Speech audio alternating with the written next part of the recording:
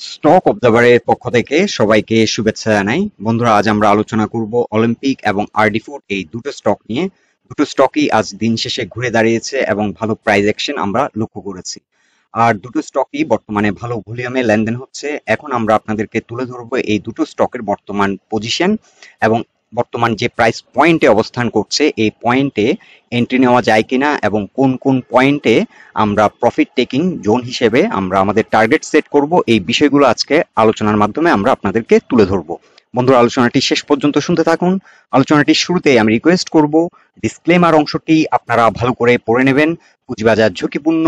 আপনার কোনো personal by এবং সেলের কারণে আপনি যদি ক্ষতিগ্রস্ত হয়ে থাকেন, সে দায় স্টক অবজার্ভার বহন করবে না।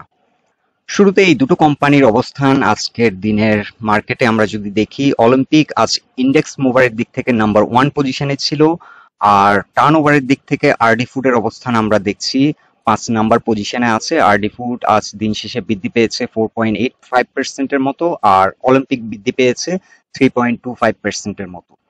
এখন আমরা এক নজর দেখে নিচ্ছি অলিম্পিক এই কোম্পানিটির ফান্ডামেন্টাল দিকগুলো।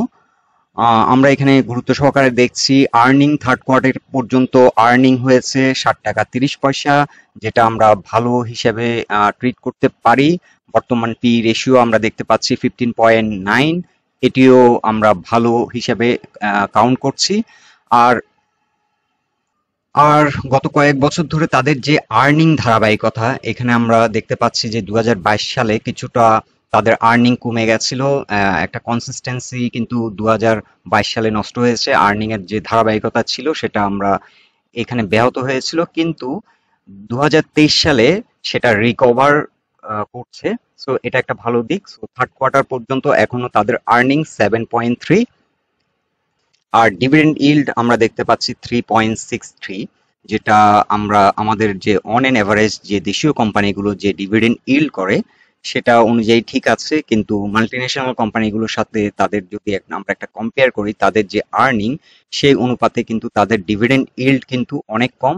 যদিও 2022 সালে তাদের বিজনেস কিছুটা হয়তো ডাউন গেছে, যার কারণে আর্নিং কম, কিন্তু 2021-20 অর্থ বছরে তাদের আর্নিং 10 টাকার উপরে ছিল, কিন্তু তারা আমরা দেখতে পাচ্ছি যে 3 টাকা 20 পয়সা থেকে 3 টাকা 40 পয়সা পর্যন্ত ডিভিডেন্ড দিয়েছে। সো এর দিক থেকে কিছুটা উইকনেস আছে। আর হোল্ডিংস এর দিক থেকে এই স্টকটি কিন্তু ডে বাই ডে আমরা দেখতে পাচ্ছি যে মান্থ বাই মান্থ তাদের পাবলিক পোর্শনে যে ফ্লোটিং শেয়ার সেটি কিন্তু কমে যাচ্ছে। এটা একটি ভালো দিক। আর ফরেন পোর্শনে কিন্তু এই কোম্পানিটির স্টক আমরা দেখতে পাচ্ছি প্রায় 23.5%-এর মতো হোল্ডিং আছে, এবং আমরা দেখতে পাচ্ছি যে ওনারশিপ যারা ডাইরেক্টর হোল্ডিংস 40%-এর কিছুটা বেশি। ডাইরেক্টর হোল্ডিংসও কিন্তু কিছুটা বেড়েছে। সো ফান্ডামেন্টালি ওভারঅল সবকিছু বিশ্লেষণ করলে আমরা মোটামুটি দেখতে পাচ্ছি যে কোম্পানিটি একটি ভালো মানের কোম্পানি, এবং এই যে ব্র্যান্ডটি এটিও খুব এস্টাবলিশ ব্র্যান্ড বাংলাদেশে। সো তাদের বিজনেস মডেলও ভালো এবং ব্র্যান্ডটিও কিন্তু খুব পপুলার একটি ব্র্যান্ড বাংলাদেশে। এখন আমরা টেকনিক্যালি অলিম্পিক ইন্ডাস্ট্রিজ লিমিটেড এই স্টকটির অবস্থান আপনাদেরকে তুলে ধরছি। আমরা এখানে দেখতে পেয়েছি যে এই কোম্পানিটি কিন্তু একটা লং র্যালি করেছে। র্যালি করার পর এটি একটি চ্যানেল ধরে আগাচ্ছিল, কিন্তু সেই চ্যানেলটি ব্রেকডাউন করার পর কিন্তু একটা বড় রকমের পতন হয়, এবং স্টকটি বর্তমানে 149.9 এই লেভেলে এসে সাপোর্ট নেয়। এখানে একবার এই জোনটাতে এসে সাপোর্ট নিয়েছিল। সো এই সাপোর্টটাকে এখন রেসপেক্ট করছে, এবং এখান থেকে আমরা আজকে একটা বুলিশ এনগালফিং আমরা দেখতে পাচ্ছি। এখানে দিন শেষে কিন্তু একটা বুলিশ ক্যান্ডেল আমরা পেয়েছি, কিন্তু প্রাইস অ্যাকশনের সাথে ভলিউমের কিছুটা উইকনেস এখনো আমরা দেখতে পাচ্ছি। যে এখানে যে মুভটা দিয়েছে, এখানে কিন্তু ভলিউম কিন্তু অ্যাভারেজ ভলিউম থেকে যদি কিছুটা বেশি ভলিউম নিয়ে এই মুভটা হতো, তাহলে কিন্তু এটাকে আমরা একটা স্ট্রং মুভ হিসাবে কাউন্ট করতাম, কিন্তু কিছুটা উইকনেস ভলিউমে এখনো দেখা যাচ্ছে। কিন্তু তারপরও এই স্টকটি এই লেভেলে এসে সাপোর্ট নিয়েছে, ডে চার্টে আমরা দেখতে পাচ্ছি। এখন আমরা উইকলি চার্টে দেখব এই স্টকটির অবস্থান। উইকলি চার্টে আমরা দেখতে পাচ্ছি যে এই স্টকটি 20 এক্সপোনেনশিয়াল মুভিং অ্যাভারেজের নিচে নেমে গেছিল, কিন্তু এখান থেকে আজ দিন শেষে রিজেক্ট হয়ে আবার 20 এক্সপোনেনশিয়াল মুভিং অ্যাভারেজের উপরে কামব্যাক করে। এটি একটি ভালো দিক।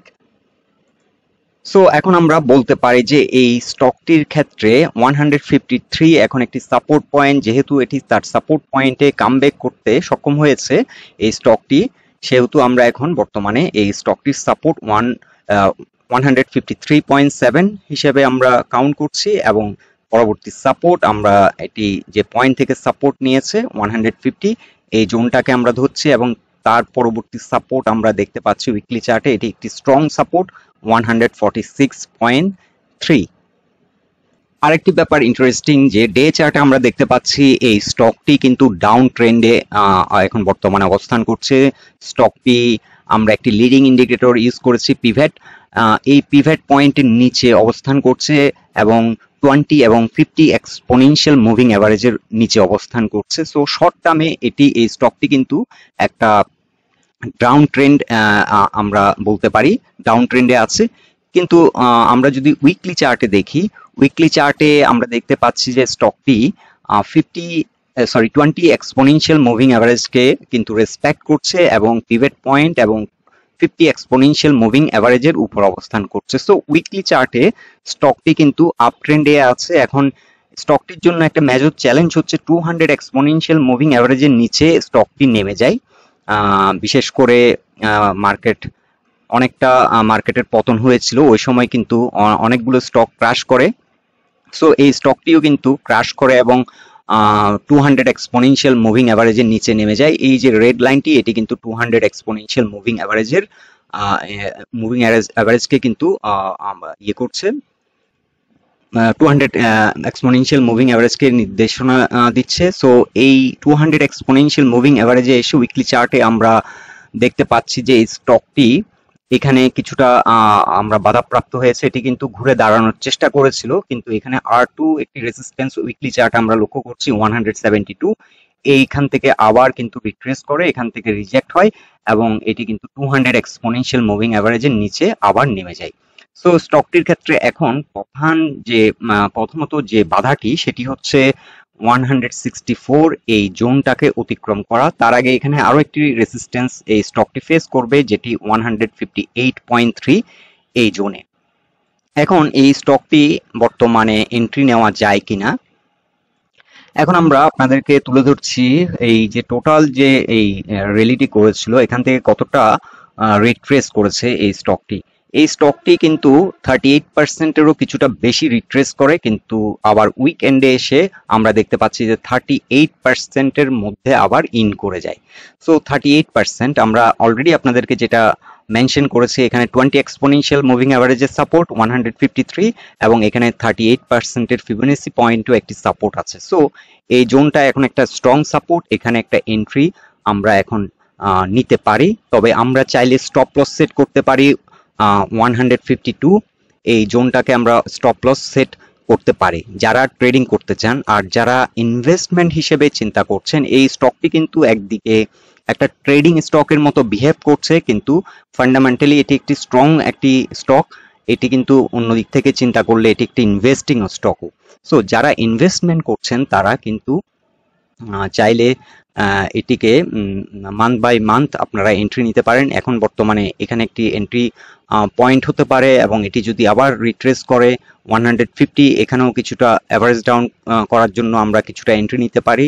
যদি কোনো কারণে মার্কেট অনেক খারাপ করে স্টকটি যদি 146-এ আসে, এটি একটি খুবই ভালো জোন এন্ট্রি নেওয়ার জন্য। বর্তমানে 146, এটি 50%-এর এখানে একটি সাইকেল 145, আর এখানে 50 এক্সপোনেনশিয়াল মুভিং অ্যাভারেজের একটি সাপোর্ট অবস্থান করছে এই পয়েন্টটিতে।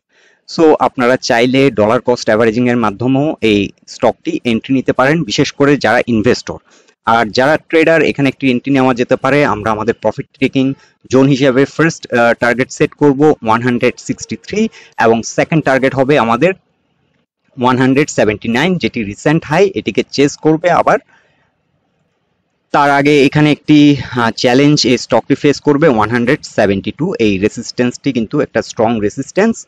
আর বর্তমান যে ট্রেন্ডটি, এটি একটি শক্তিশালী ট্রেন্ড। ওভারঅল আমরা যদি এটাকে একটা ট্রেন্ড হিসেবে চিন্তা করি, এখান থেকে যে রিট্রেস করেছিল, এখান থেকে একটা রিভার্সাল দিয়েছে, পরবর্তীতে এখানে আবার রিট্রেস করেছে, অনেকটা কারেকশন হয়ে এখান থেকে কিন্তু আবার ব্রেকআউট করেছে, ব্রেকআউট করে নিউ একটি হাই ক্রিয়েট করেছে। সো বর্তমান ওভারঅল ট্রেন্ডটিকে আমরা একটা শক্তিশালী ট্রেন্ড হিসেবে কাউন্ট করব, কারণ এখানে একটা হিউজ ভলিউম নিয়ে কিন্তু এই স্টকটি মুভ করেছে এবং এই রিভার্সালটি কিন্তু অনেক শক্তিশালী একটা রিভার্সাল, এবং স্টকটি এখন একটা ইম্পালসিভ মুভ হিসেবে আমরা কাউন্ট করব এবং স্টকটি পরবর্তীতে আপ টু 195 পর্যন্ত লং রান এটা ট্রাভেল করবে এবং গ্র্যাজুয়ালি তার যে প্রিভিয়াস হাই সেটিকে চেস করবে। এখানে প্রিভিয়াস হাই আমরা দেখতে পাচ্ছি 220, এটা কিন্তু গ্র্যাজুয়ালি তার যে রিসেন্ট প্রিভিয়াস হাই সেটিকে চেস করবে।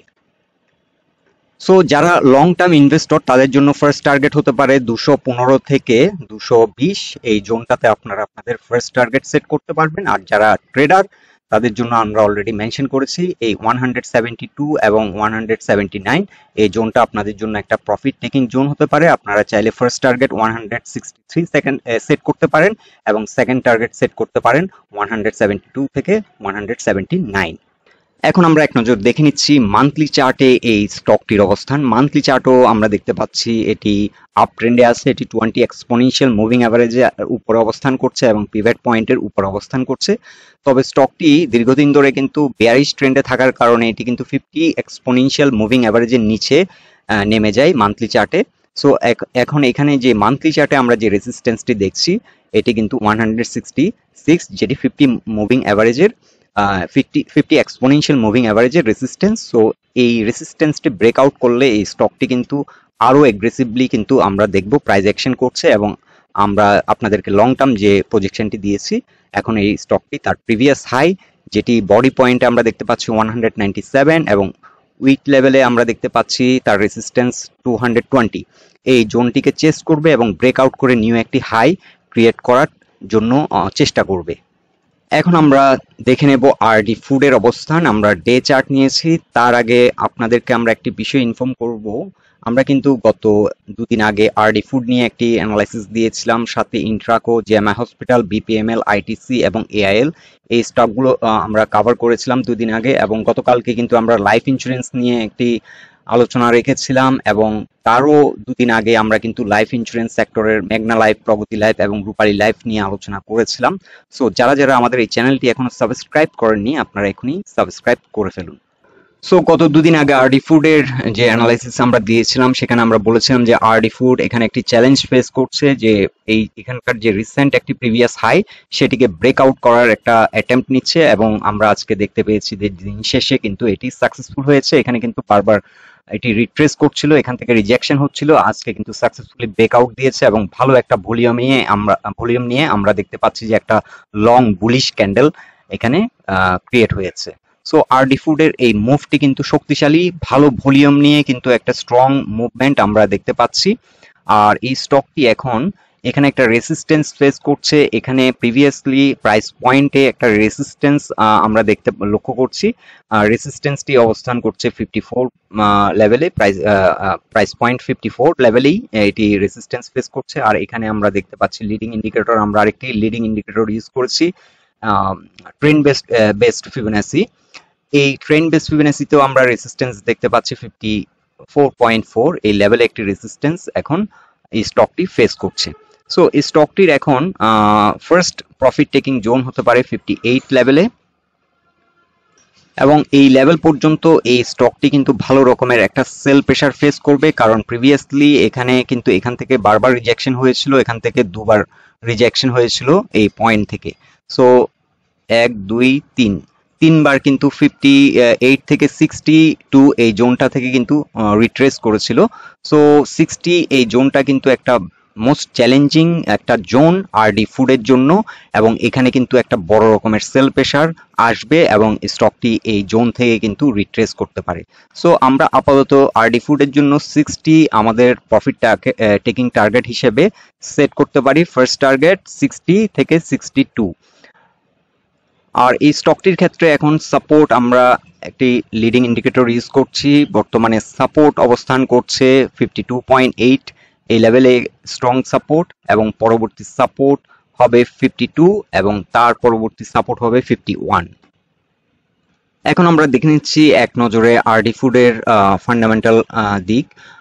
আরডি ফুডের থার্ড কোয়ার্টার পর্যন্ত তাদের আর্নিং আমরা দেখতে পাচ্ছি 1.42, আর বর্তমান পি রেশিও 225.3, আর আর্নিং এর যদি ধারাবাহিকতা আমরা দেখি, এই কোম্পানিটি কিন্তু রিসেন্ট ইয়ারগুলোতে কিছুটা গ্রোথ আমরা দেখতে পাচ্ছি। আমরা লাস্ট 5 ইয়ার্সে তাদের আর্নিং এর যে ধারাবাহিকতা দেখছি, সেখান থেকে কিন্তু আমরা দেখতে পাচ্ছি 2022 অর্থ বছরে এবং 2023 অর্থ বছরে এই কোম্পানিটির গ্রোথ হচ্ছে। সো কোম্পানিটি যেহেতু একটা গ্রোয়িং ফ্রেজে অবস্থান করছে, সেহেতু কোম্পানিটির ভালো একটা প্রাইস অ্যাকশন বর্তমানে হচ্ছে। তবে ডিভিডেন্ড ইল্ডের ক্ষেত্রে এখনো আমরা অনেক উইকনেস দেখতে পাচ্ছি, এখানে 1.19%, যেটি আমরা এই বর্তমান ইন্ডাস্ট্রি স্ট্যান্ডার্ড যদি আমাদের দেশীয় কোম্পানিগুলোর সাথে কম্পেয়ার করি, সেদিক থেকে অনেকটা পুয়ার। আর পাবলিক পোর্শনে এই কোম্পানিটির স্টক আছে, ফ্লোটিং স্টক প্রায় 46.22%। ইনস্টিটিউশনাল হোল্ডিং বর্তমানে আমরা দেখতে পাচ্ছি 16.27% এবং ডাইরেক্টর হোল্ডিং আমরা দেখতে পাচ্ছি 37.51%। সো এটিকে আমরা একটি ট্রেডিং স্টক হিসেবে কাউন্ট করতে পারি। এখন বর্তমানে ভালো প্রাইস অ্যাকশন হচ্ছে। সো আপনারা এই লেভেলে এন্ট্রি দিয়ে আমরা আপাতত 60 থেকে 62 আমাদের ফার্স্ট টার্গেট সেট করতে পারি। আর এই স্টকটি যদি কোনো কারণে 51 যদি ব্রেক ডাউন করে, আমরা আমাদের স্টপ লস সেট করতে পারি। সো এভাবে আমরা আমাদের ট্রেডিং স্ট্র্যাটেজি সেট করতে পারি। আর যদি স্টকটি 62 এই জোনটাকে ব্রেকআউট করে, পরবর্তীতে আমরা আপনাদেরকে আরো একটি আপডেট দিয়ে জানিয়ে দেব এই স্টকটি তখন নতুন করে এন্ট্রি নিয়ে আমরা কোন কোন লেভেলে, কোন কোন প্রাইস পয়েন্টে আমাদের প্রফিট টেকিং টার্গেট আমরা সেট করব। সো বন্ধুরা, এটাই ছিল এই দুটো স্টক নিয়ে আমাদের ফাইন্ডিংস। আলোচনাটি যদি আপনাদের ভালো লেগে থাকে, অবশ্যই পোস্টটিকে লাইক দিন আর বন্ধু বান্ধবের সাথে শেয়ার করুন। আমাদের সাথে থাকার জন্য আপনাদেরকে অসংখ্য ধন্যবাদ।